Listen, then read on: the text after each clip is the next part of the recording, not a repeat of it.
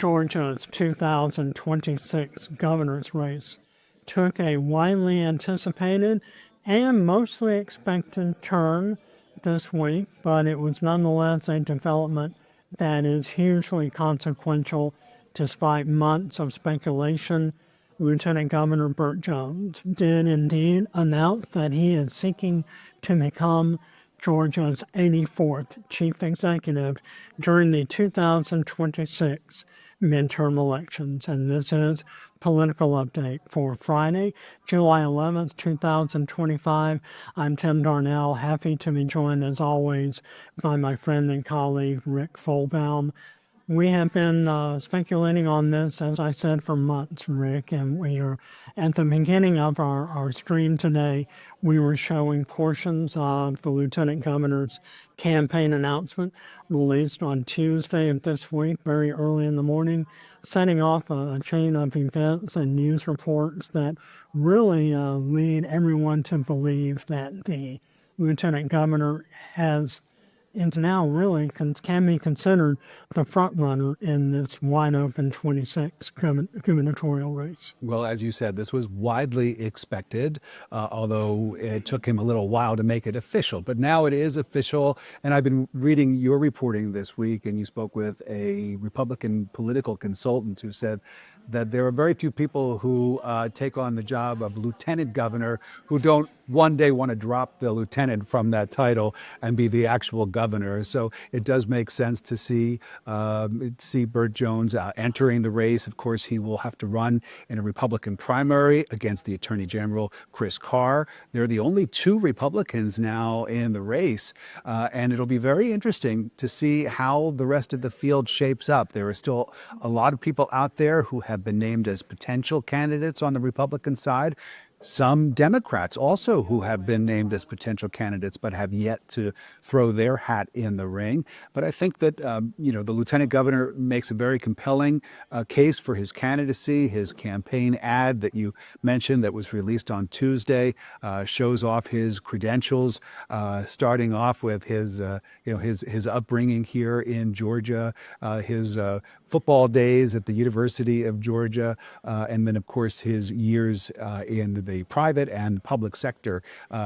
He is someone who has been on the scene. He's a familiar face and name to voters here in Georgia. And I think it'll be very interesting to see how this race on the Republican side shapes out between the two of them. Let's talk about his background for just a little bit. He is from Middle Georgia in the community of Jackson, Georgia. He works in the family business, Jones Petroleum. He also has his own retail insurance brokerage firm, elected to the state senate in 2012, has only served one term as lieutenant governor, running successfully in 2022, the same election in which Brian Kemp was reelected quite handily to a second and final term as governor over another Democratic challenge from Stacey Abrams. He is a very strong supporter of President Donald Trump and was one of 16 unindicted co-conspirators. We have to mention this for his role as an elector who attempted to certify Georgia's 2020 presidential election for then President Donald Trump. How much, even though this case has been stalled in Fulton County, it was initiated by Fulton County DA Fonnie Willis in a series of unprecedented historic indictments. How much of this do you believe this will play in Attorney General Chris Carr's attempts to cast some negative light on the Lieutenant Governor's gubernatorial aspirations? I don't think this is going to be a very successful line of attack if the Attorney General decides that this is what he's going to pound away to try to make his case over Burt Jones. That case, those charges, as you mentioned, were dismissed. And certainly when it comes to Republican primary voters, I really would be very surprised if any of them would be swayed. A lot of these are Republican primary voters are staunch Trump supporters. They probably had no problem with what Burt Jones did or was alleged to have done as one of those alternative jurors back in 2020. And they are more interested, I think, in what he has done as lieutenant governor, what he did as a state legislator. I think that voters here like to see that someone running for public office also has some experience in the private sector, and Burt Jones can certainly check off that box as well. But as far as trying to connect him to any kind of wrongdoing, that case that, of course, was famously brought by Fani Willis and which is still being held up for a number of reasons, I don't think that that's something that really is going to have much of an impact on the case. And certainly in the case of Burt Jones, who's been cleared and who is no longer a part of that case, no matter what happens to it, I don't think it's going to have an impact on his candidacy either. You mentioned his entry possibly having an impact on other Republican GOP gubernatorial hopefuls. Let's talk about Marjorie Taylor Greene. She has already ruled out a bid to challenge Democrat Jon Ossoff next year, who's facing what could be a pretty tough reelection battle in terms of the Democratic Party holding on to his Senate seat here in Georgia. She has gone on record in the past as saying she might consider a gubernatorial run, has not been impressed really with the field of candidates. How does Burt Jones' entry into the race impact her consideration of a gubernatorial bid, given the fact that you're talking about two very ardent supporters of the 47th president, 45th and 47th. 47th president of the United States, Donald Trump? Well, Marjorie Taylor Greene seems to operate by her own playbook, and so I wouldn't be surprised if she decides to get into the race. But again, it's really sort of a crapshoot to know what her plans are. I think that most recently she has made headlines over the last week for once again bringing up unfounded conspiracy theories when it comes to the government's ability to control the weather. That is something that she talked about in the aftermath of the horrific flash flooding in central Texas. And I think that a lot of her Republicans, her Republican colleagues even, look at her, listen to some of the things that she says publicly, some of the things that she posts on her social media, and just kind of shake their heads. The Republican Party has a long history of choosing candidates that may look good on paper to primary voters, but cannot win in a general election. We've seen that time and again on a national scale, of course, not just here in Georgia, but thinking of several Senate races over the last dozen or so years where sort of fringe candidates have somehow made their way through the primary process, gotten the nomination, only to then lose in the general election. And I think that there are a lot of people who feel like if Marjorie Taylor Greene were to get into this race, that she might suffer the same fate.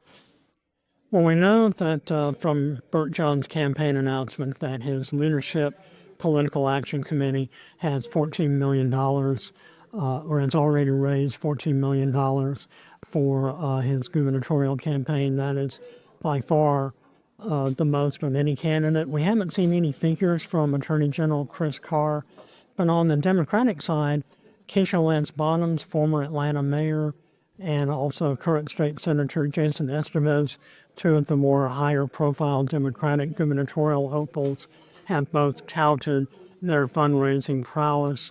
Both are claiming that they have raised more money than the other candidate. They're both coming in at around $1.1 million. So from a fundraising standpoint, we're not seeing a lot of separation between Senator Esteves and former Atlanta Mayor Keisha Lance Bottoms, are we? No, you're right about that. And I was surprised to see the numbers so close, that $1.1 million raised figure that both Esteves and Bottoms are releasing. Of course, this is an opportunity, these fundraising totals, for a candidate to say, hey, I am legit. I have the momentum. I have the support. Look at how much money I'm raising. But you really have to sort of dig down into the sort of granular level of these figures and see exactly where that money is coming from. Is it coming from in-state? Is it coming from out of state? Is it coming from big donors who are donating a lot of money? Or is it coming from grassroots sources, people who are donating $100 or less?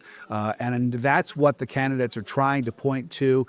They're digging through their numbers and bragging about the aspects that they find or they believe are most beneficial to them. But at the end of the day, both of these candidates are raising money at a pretty good clip at this stage of the game. And it'll be interesting to see if any of the other candidates are able to get anywhere near their fundraising totals.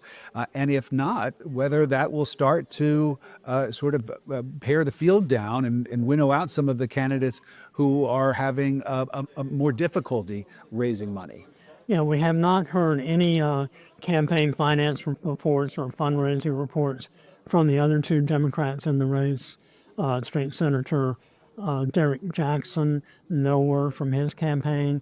Businessman and pastor Olive Brown, no word from his campaign. In terms of getting into the race this early, we're still a year away, more than a year away.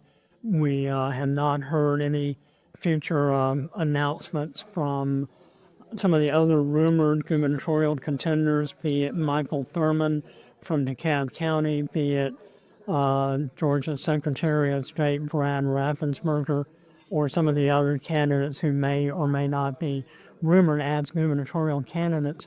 The longer we wait, how much of a disadvantage are those rumored candidates facing in terms of the fact that we already have some fairly well-known names already out there, already hitting the ground running and raising money? Or do they automatically enter the race at more of a disadvantage if they wait and continue delaying making a decision on their future political plans? I still think that there's plenty of time. If there is a serious candidate out there who has the support, who has the backing, who can raise the money, I still think that there's plenty of time for that candidate to get into the race and prepare for a primary election. While we're talking about the fundraising totals, 1.1 million, it sounds like a lot of money, of course. But in the world of politics, that's a drop in the bucket. These candidates are going to have to raise a lot more money than that. So, while we haven't heard from some of the other campaigns about their fundraising totals, I think we could probably assume from that their numbers are not great, which is why those numbers are not being made public or not being talked about so much.